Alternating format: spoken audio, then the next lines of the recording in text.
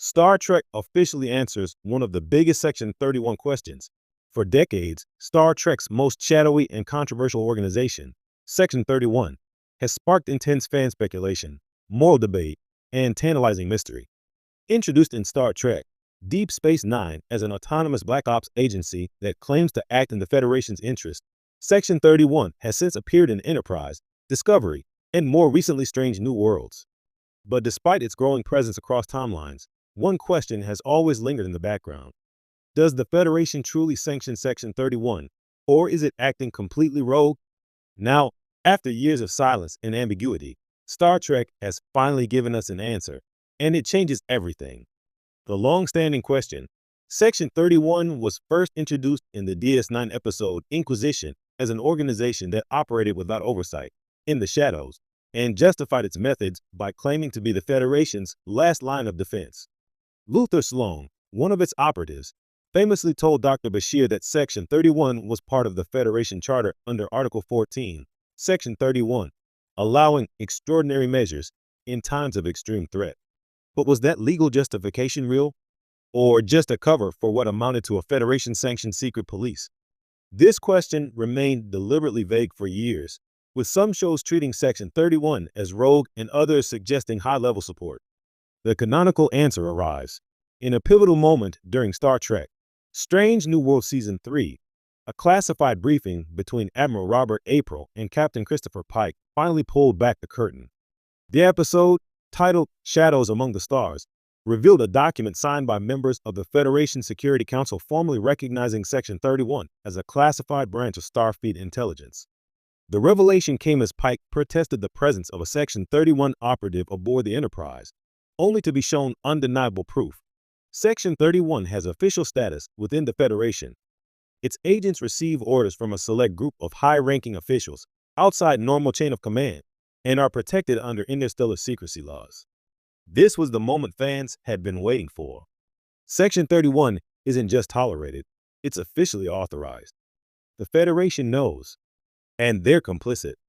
Implications for Star Trek's moral compass. This admission has huge consequences for how we interpret the utopian ideal Star Trek is built upon. For years, debates raged over whether Section 31 represented a necessary evil or a betrayal of Gene Roddenberry's original vision. Now, we have our answer. The Federation isn't just passively allowing Section 31 to exist. It built a system to protect and empower it. This creates a fascinating tension in the Star Trek universe. The Federation preaches transparency, diplomacy, and equality, yet it hides behind a veil of plausible deniability. In this sense, Section 31 becomes not an aberration, but a reflection of the Federation's willingness to compromise its ideals for security.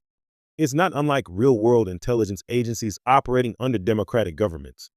Starfleet officers may live by a code, but the Federation Council clearly knows there are lines some must be willing to cross in the shadows. The fallout across the franchise. This revelation also recontextualizes previous appearances of Section 31. In Star Trek Discovery, Admiral Cornwell's tacit acceptance of their actions now feels less like reluctant pragmatism and more like a direct policy. Similarly, in Enterprise, when Malcolm Reed is revealed to have been recruited by Section 31, it's no longer a mystery as to how such an organization could operate in the 22nd century. It was laying foundations under government knowledge the entire time. In Star Trek Picard, the fear of synthetic life and the manipulations leading to the Mars attacks now raise even more questions. Was Section 31 involved in that event? If so, who else in the Federation knew? The new canon answer opens storytelling doors across centuries of Federation history, bridging the gap to the Section 31 movie. With this new revelation, the long-gestating Star Trek Section 31 movie starring Michelle Yeoh's Philippa Georgiou takes on new narrative significance. No longer is it just a spin-off about a morally gray spy, it's an inside look at the official covert arm of Starfleet itself. Georgiou, as an outsider from the mirror universe who found her place in Section 31, now represents the internal contradictions of the organization itself. Ruthless pragmatism serving an idealistic federation. The movie can now explore a federation that claims to value peace and cooperation while harboring agents who use blackmail, assassination, and deception. It no longer needs to dance around the legality of Section 31. It can go full tilt into the political tension of its existence. A necessary evolution. Ultimately, Star Trek's decision to finally canonize Section 31's place within the Federation structure is a bold move. It doesn't abandon Roddenberry's ideals, it challenges them. It invites us to consider how utopia survives in an imperfect galaxy. How far should a society go to protect its values? And what does it lose in the process? By answering one of the biggest Section 31 questions, Star Trek isn't closing a door. It's opening a new frontier, one where moral certainty is no longer guaranteed, and heroes must navigate not just the stars, but the gray spaces in between.